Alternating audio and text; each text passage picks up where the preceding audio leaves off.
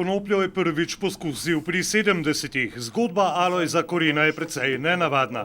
Prvič sem imel zelo slab občutek, ker sem jo imel v glavi, tako da bi bil alkoholiziran, ne, me je malo zadelo.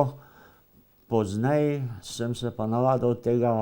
A namen je zdravljenje, ne zadevanje. Ker sem bil operiran na slinavki in so me navadili na morfij, potem na heptanon in ko pristal sem na metadono. Zdaj si pa odvajam z konopljo, ki mi bolj umiri kot pa metadon. Ne? V primeru gospoda Korina je konoplja pomoč pri odvajanju, sicer pa poznamo več vrst uporabe. V medicini se uporablja danes konoplja ali za blaženje simptomatike bolezni, ali pa se tudi uporabljajo rakavi bolniki za zdravljenje njihovih bolezni. Izjavo nevladnega strokovnjaka za medicinsko konopljo pa potrjuje tudi prodajalec konoplje na črno.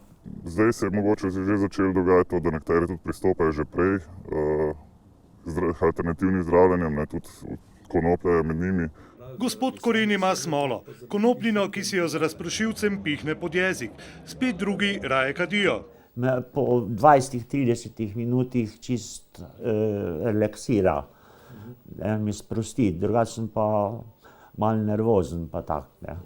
Pri nas se je aktivna uporaba medicinke pričela pred približno 3 leti. Je tudi lahko problem pri družini ali pri tej celici, ki jo bolnik obkroža, ki ga obkrožajo, in tudi ti potrebujejo neko usmeritev, kako z bolnikom v tistem trenutku zdravljenja.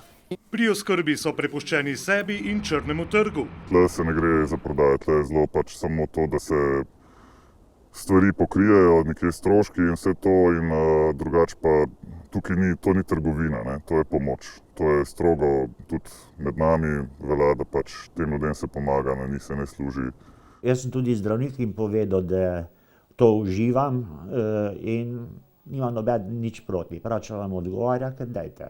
Nevladne organizacije se trudijo za legalno medicinsko uveljavitev, a uradno se premika počasi. Vendar v bližnji prihodnosti bo medicinska konoplja v Sloveniji omogočena.